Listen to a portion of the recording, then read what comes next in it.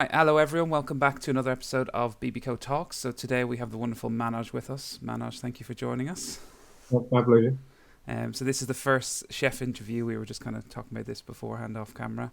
Really excited about this. So I've had the pleasure of working with you for many years, but one thing that became evident to me when I first met you is you have such a rich history in this company and beyond. So I'd really love to kind of dive into that and just learn about you really and where it all began. So before we take it back too far, just in Brasserie Barco, could you just introduce yourself and what you do currently? My name is Manoj Prasad, area chef. That's my current title, and I do help Chef Clive with food development, occasionally with menu changes, and I also look Project Yoga. That's transforming our smaller kitchens into three stations, designing menus, and I'm making life easier for chefs in back of house. Amazing. So helping sort of craft that kitchen of the future as such. Incredible. And I'm right in saying you've worked in quite a few sites and done a variety of roles. So where did it begin for you in Brasserie Barco? Uh, I started, I did my catering college back in India, 96, 99. I was working 5 years with Taj Group of Hotels. And then I got the opportunity to come to UK in 2004. So I joined, it was Petite Blanc that time. So I joined Oxford, Okay. chef de partie. I think in 9 months I was sous chef there. And then an opportunity came in 2005 when I was promoted as head chef to go to Petit Blanc in Tunbridge Wells in Kent. Then I was called back in 2006 and back to Oxford as head chef. And that was the time when Petit Blanc was transformed into Brasserie Blanc. 2000, I was there for 1.5 years. Then 2008, I opened the first Brasserie Blanc. That was my first opening in Milton Keynes. 2009 was Bristol. That was the first conference and banqueting. 2010 was London, Threadneedle Street. Okay.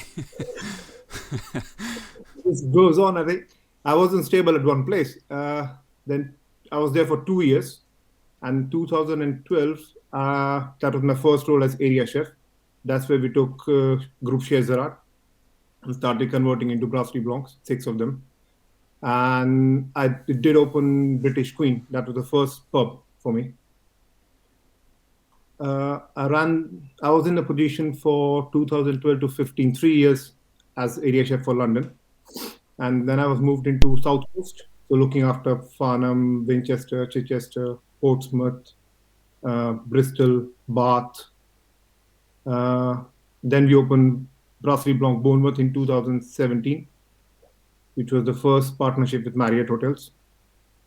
And then finally in 2019, Jan, I was asked to start the Project Yoga.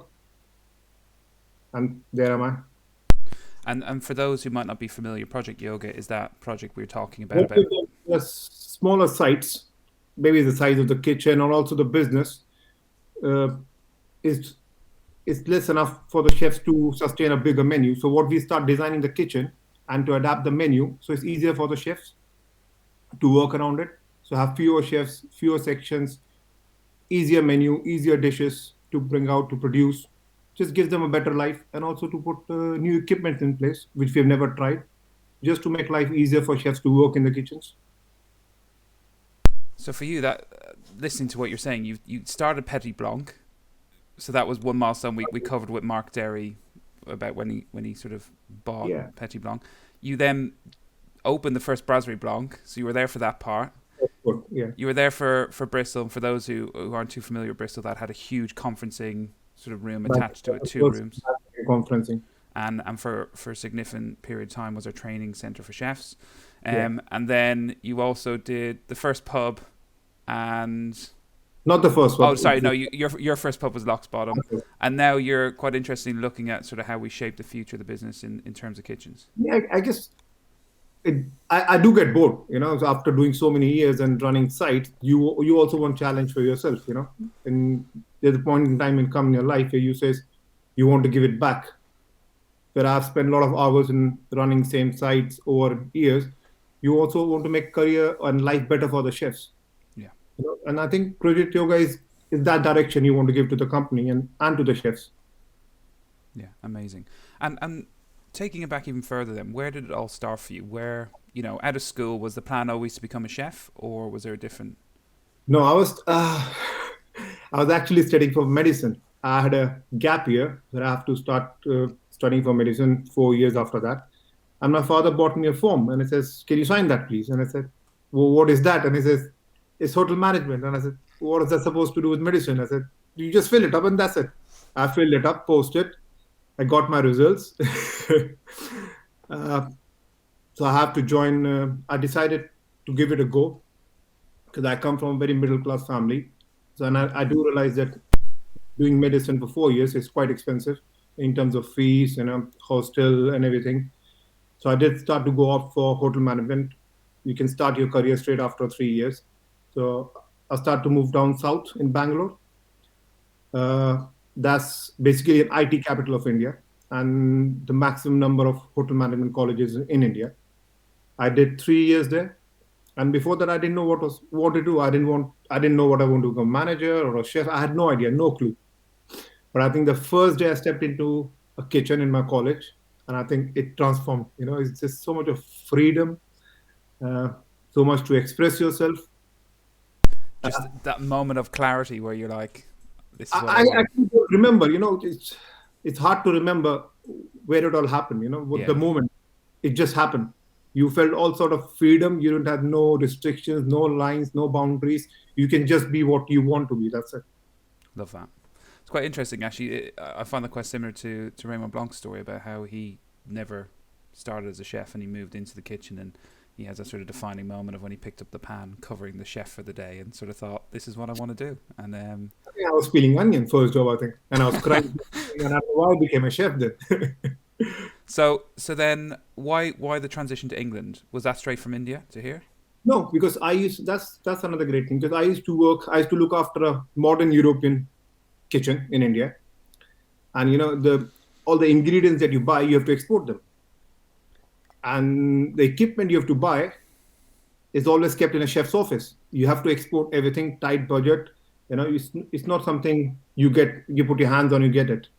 So I was always intrigued, what will happen if I go and work in Europe. I could see all these ingredients. I could see all these equipments. It's always in my desire. So opportunity came in 2004. It was through Philip Roy. He used to run Vira International, the company. They interviewed. They said there's opportunity. I said yes, I'd like to go. Give it a try. Why not? And here you are now, 2021. And yes, I did have to look down to check the year because this pandemic. The thing is, when you don't have all those ingredients, when you don't have all those equipments back home, you respect them a lot. So and suddenly you are in England where everything is like plentiful. You come to this kitchen, we got all sort of equipment. You see all sort of ingredients that you never seen before, and it's like in a sweet shop. And do you find in a weird way that things have reversed now a little bit, where there's things in India that you would have probably easily had access to that now you have to export? Or There's a huge transformation now. India has completely changed in terms of hospitality. There was a great boom in 1990s, early 90s, and now things are changing. A lot of multinationals are coming in. The work lifestyle is changing. We used to work in India for 18 hours a day, 1 day off, and now it is back to like 2 days off. You get your holidays, proper holidays. You work with a lot of multinational companies, so there is transformation there back in India. good. And just to bring things back here a little bit, so we've obviously touched on your role now and what you have done. So you're in this amazing development role / working alongside Clive and also supporting kitchens. If you were to pick one thing that you love the most about what you do, what would you say? I think there are two things. One is to work alongside Chef Clive. He's been a great teacher, a great mentor, most like a fatherly figure to a lot of us. He's hold our hands. He's taught us basically everything what we know now. So it's a great opportunity to work alongside him, see how he looks at things, how he develops things, how he makes menus. So there's a lot of learning to that. And the second aspect is, since I've been so long in the company, when I'm not working with Chef Clive, I go and assist in kitchens which are short of like head chefs and sous chefs. And I feel there's a duty to, give it back. Yeah. So you go and you help them, you assist them. What you know now, not many people have the opportunity to work with Chef Raymond Blanc or Chef Clive or even some of the senior area chefs. So you try to work with them and do whatever you can do best. And pass on that knowledge that got passed on to you. I think it's you when you have worked so many years. I think it becomes a second nature. You see things and you see what you have been told. You want to pass that knowledge. Yeah, incredible. And in all the years you have been here, has there been a standout moment for you? Something that will just always you'll remember?